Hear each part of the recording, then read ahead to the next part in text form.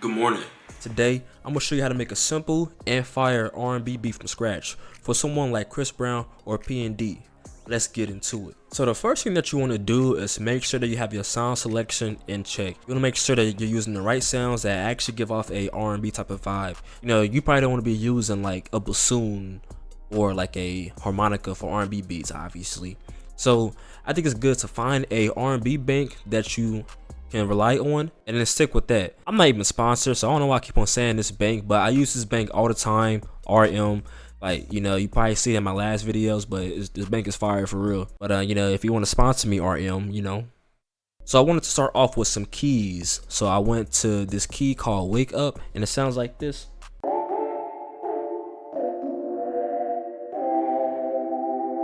It has like that real soft tone but yet bright tone to it, and that's why I like it. So it's gonna be a good foundation. The chord progression that I have is this right here. I'm gonna play it for you real quick.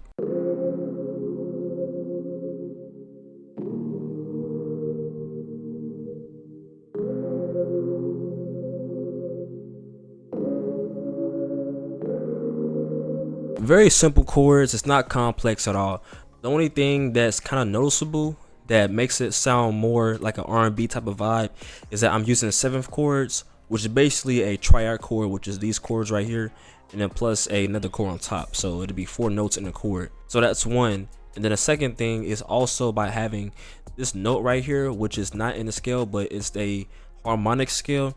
I think that using the harmonic scale for anything can give off a jazzier or R&B vibe. If you don't know what a harmonic scale is, pretty much is just that a note that's not in the scale. Or F minor, it's E. And then the next thing is by having notes that's close to each other, like right here. Having notes like this builds tension, especially when you have it at the end, because it's like it's calm and then it gets kind of tenseful at the end, then it comes back to being calm. So to make something similar, if you're still not sure how to make it, right? Let's say that I want to start in G minor. So a G minor 7th chord is gonna look something like this.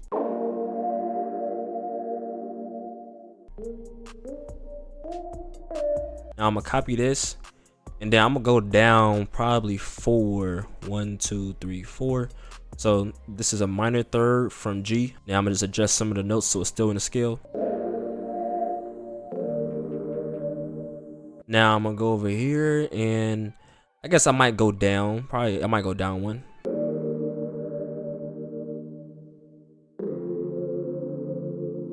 Now for the last chord or the last 2 chords, I want to create that tension. So I'm probably gonna keep this chord similar, but then just raise this F up to an F sharp. So I think a good way to remember what the harmonic scale is that if you're in, let's say, G minor, right? If you're in a harmonic scale, then it's going to be F sharp. Pretty much it's just 1 note below the root note. So if it's A minor, then in a harmonic scale, the note that's out of scale is G sharp, which will work for the scale. All right, so we're going to take this, and then I want to kind of bring it back to the first chord, so I'm going to go up.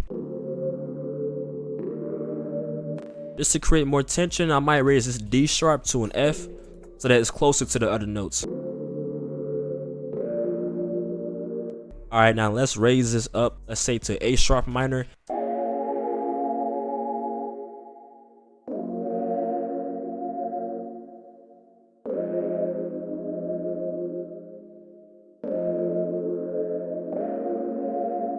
All right, so something like that. It's, like I said, very simple. It's just like a couple steps and just some basic music theory. For effects, just a wider to make it sound a little bit more wide, not too much. In the EQ to cut out a lot of the low mids because it was a little bit boomy, and I wanted to accentuate some of the highs. In the EQ to cut out some of the lows. So now we get into layering, because you know that's what we do on this channel. If you're new around here, you know layering is one of the most important things, so you better get used to it. Look at that bicep. But pretty much I just copied over the original melody over here, and then I didn't want it to be like just the same thing. I also want to kind of have some high end, so I just duplicated it up an octave, so it's gonna sound a lot more full. So this is what it sounds like.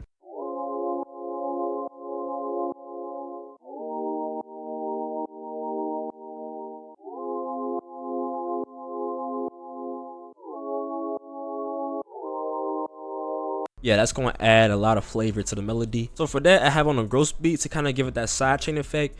I'm using this effect right here. You go to sidechain and then just mess with the little lines. Let's go make it be like for like a pull in and come back out effect.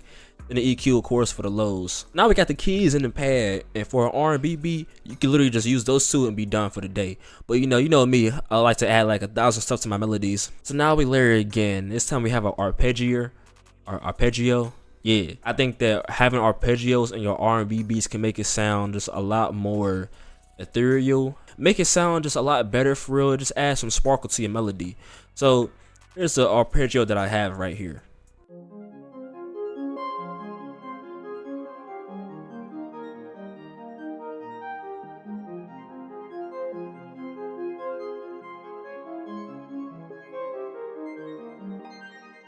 Like bro, it just sounds so beautiful. And the cheat code with using ARPs, right, is that sometimes it's gonna sound a little bit too crazy. So what you want to do is you want to go to the ARP and add on a halftime, right? So without halftime, it sounds like this. Like that still sounds good, but a little bit too wild for an R&B beat, at least for this one. So with a halftime on, sounds like this.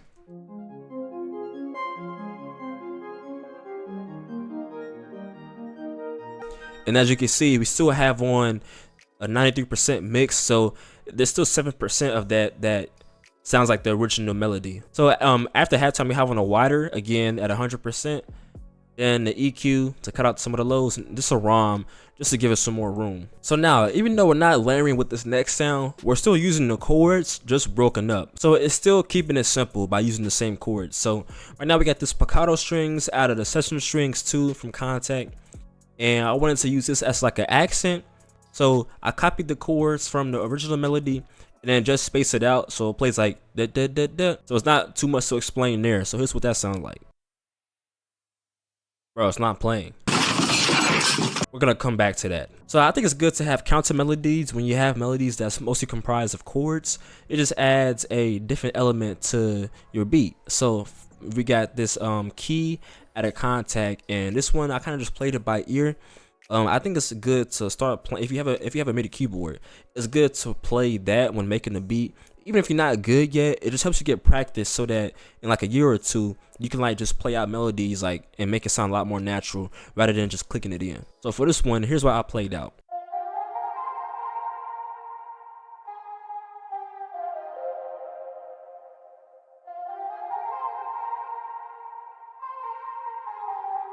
For that, I have on some delay with some Echo Boy, some reverb with some ROM, then the EQ to cut out a lot of the lows and mids. So far, here's what the melody's sounding like.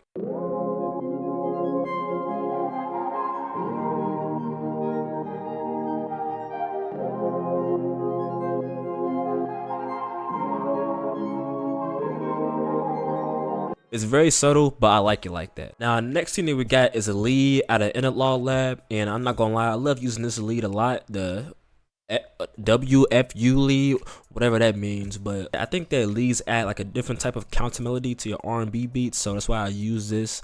This one I also played it with my MIDI keyboard by ear. Like I said, if you have a keyboard, just play it. It doesn't matter if you sound good or what. I think that's good to master one scale first. I mean, A minor or C major, it's all white keys, so it's not hard to make it sound at least decent. So practice with that, just playing some riffs or whatever, and then transpose it. So for that, here's what I made.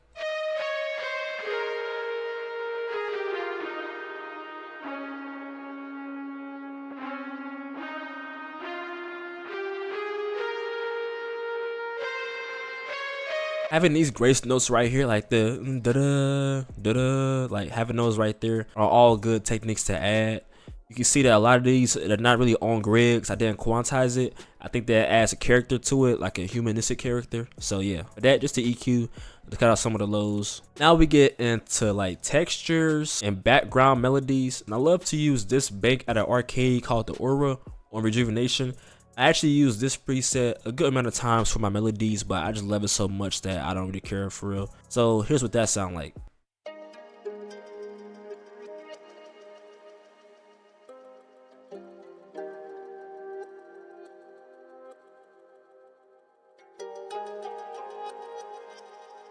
Whether you're making R&B melodies or just beautiful cinematic melodies, having something like this in the background is gonna give it a whole different element because it's so subtle, but it's so beautiful. That just the EQ.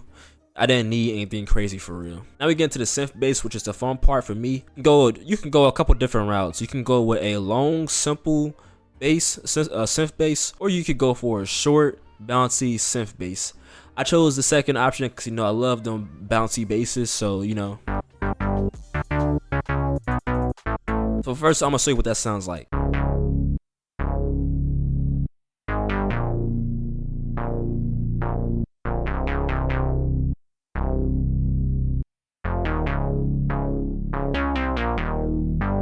This one I also play on my MIDI keyboard, of course. Pretty much all that is to it is just knowing where the root notes are. So, you know, every 2 bars and the root note switches. And then by having some, you can just cut it up for real, however you see fit. Here's how I cut it up, like that, like that. Having stops, it adds some more bounce to it. So it's like it stops and it comes back in. And then also too, having these like notes up here that sometimes it goes out of the octave, it just adds some more dynamics to it by having to go from like a low note to a high note. So what the melody sounds like this.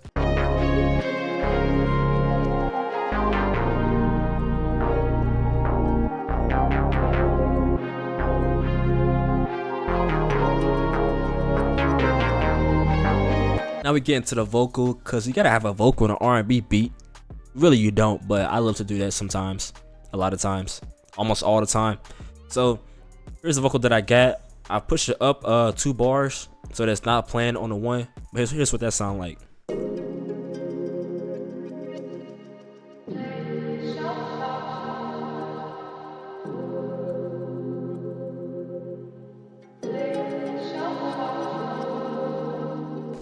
Sometimes for vocals, I have like a more complex, like, you know, girls singing. For this one, I just wanted like a simple phrase just to keep it more subtle in the background. Because like I said, the beat is, to me, it's still simple because a lot of it is just layering. So I didn't want a vocal that's like going too crazy. Then we got another texture.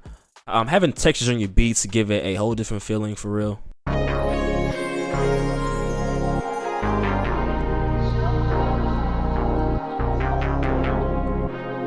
It's very subtle, but you can hear the chimes and the birds in the background. And then we got a transition, of course. Okay, so for that sound that I couldn't get to work, I just switched it to BBC Symphony Orchestra because it's just a staccato violin. So here's what that sound like.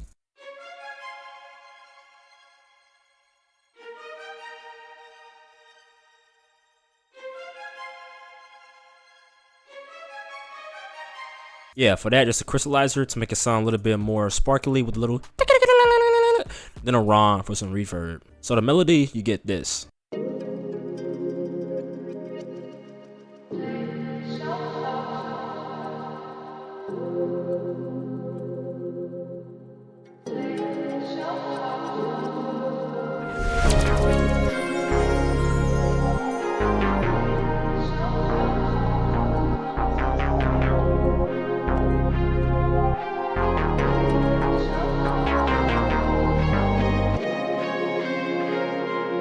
Alright, let's get into the drums. Alright, first I'm gonna mess with the pitch so that my ears don't get tired. So let's go down to E minor. Alright, let's get a hi-hat pattern in. First we're gonna start with a simple two-step hi-hat pattern and then kind of go a little bit more in depth with it.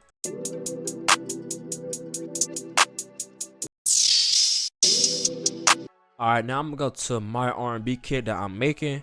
I'm gonna grab some perks out of there. I'm gonna grab a kick out of that same kit.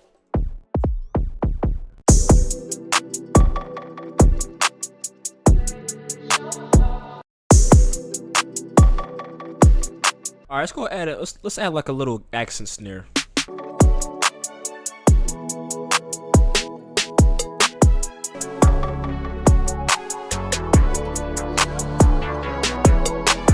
I might go to the hi-hat to add like a little bit of a low bounce to it. Alright, now let's add an 808. So we're gonna have a synth bass and then an 808 with the beat.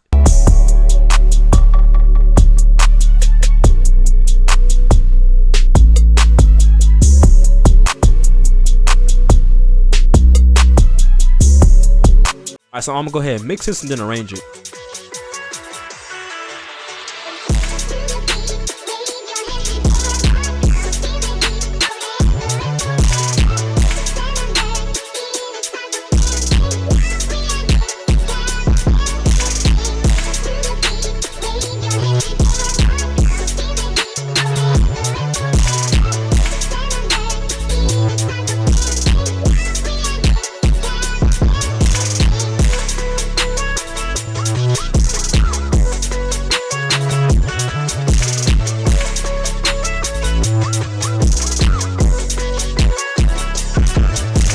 Alright, the beat's pretty much done, so I'm gonna play for you in a second. But before, make sure that you leave a like, comment, subscribe. Let me know what you want to see next. Who's your favorite R&B artist? Let me know in the comments.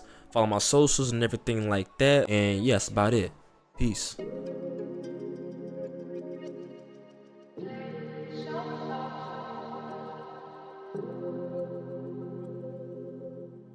Here, what you on?